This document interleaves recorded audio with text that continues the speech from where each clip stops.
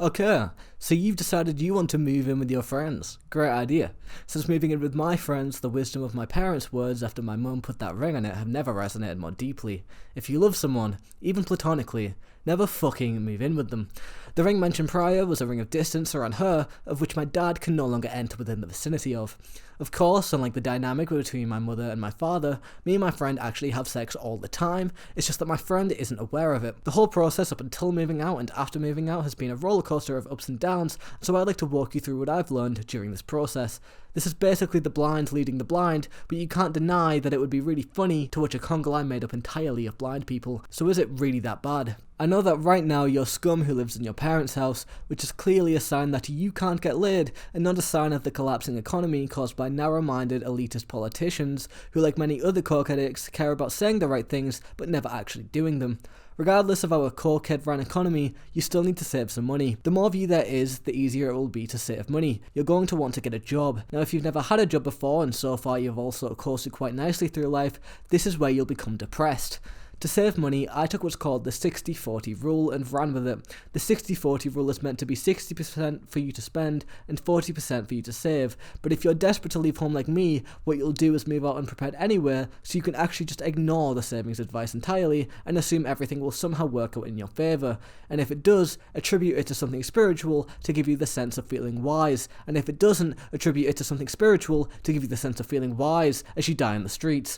In all seriousness, you should probably save up a couple thousand between you. Living at your parents' place is the easiest it's ever going to be to save, unless your parents are poor or have a stick up their ass and charge you for utilities and groceries, which, other than rent, will take up the majority of your money. Before moving out, I personally had close to $2,500 in my bank account, and 3 months later, the only thing keeping me from going in debt is that my bank account doesn't allow for it.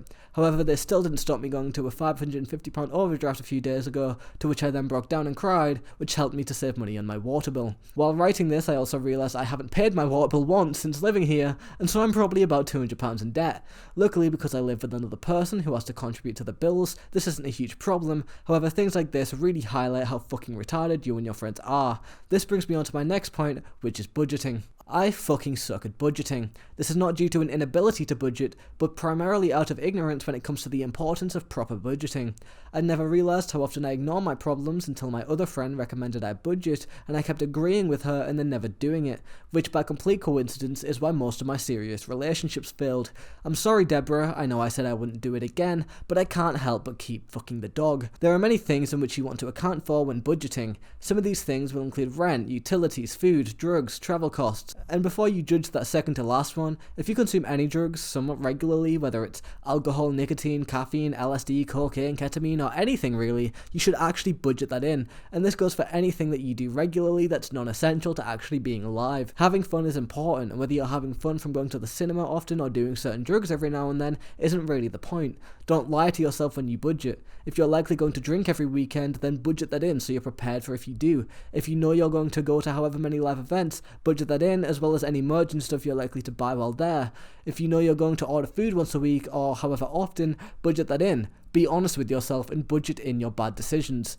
The one time I did budget, I realised just how much I spend on energy drinks, and I was honestly shocked. After realising just how much I was spending on them every month, I truly realised I had to change something. Can I keep drinking these when they take up so much of my money? And not to mention the damage they're doing to my kidneys. Is it worth it to keep putting money into something that's actively killing me? After asking these questions and really introspecting, I started to buy them in bulk. Now, I know I led into that in a jokey way, but that actually was something I did because I genuinely had a crippling energy drink addiction that I wasn't trying to give up. I went from spending roughly £550 a year to buying bulk amounts of a different energy drink, which brought me down to an average of £185 a year.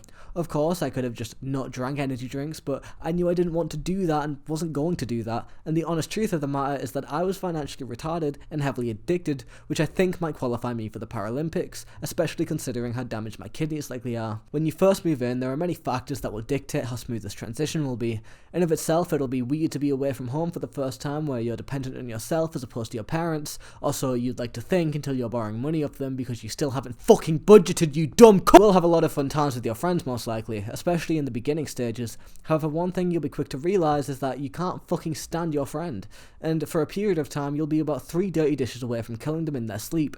In my experience, you'll have a lot of arguments over some really dumb shit and some not very dumb things too, but these small dumb things will add up. For example, look how hard it is to have one special ed kid in a room, and then look how hard it is to have two in a room.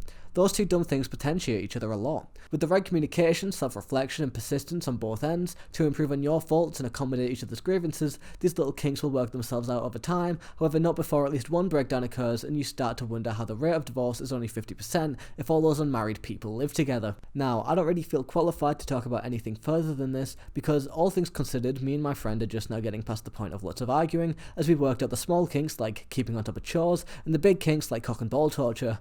That being said, do not let this video dissuade you from moving out with your friends. Having multiple people in a house on its own is a very financially sound decision, and you'd rather those people be your friend instead of random people in a house share.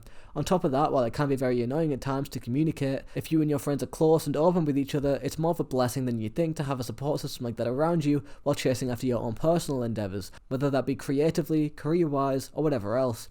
Personally, I think even considering all the negatives, this was definitely a good decision. Whether my friend thinks the same thing is a complete other question, but he can't escape yet because not only is the lease not up, but I also have his father hostage. Thank you for watching. If you liked the video, like it. If you disliked it, dislike it. And if you want to make me feel bad about myself, you can leave a comment insulting me on a deep personal level that will force me into making more content so I can eventually monetize the videos to afford therapy required to recover from the abusive relationship we have developed.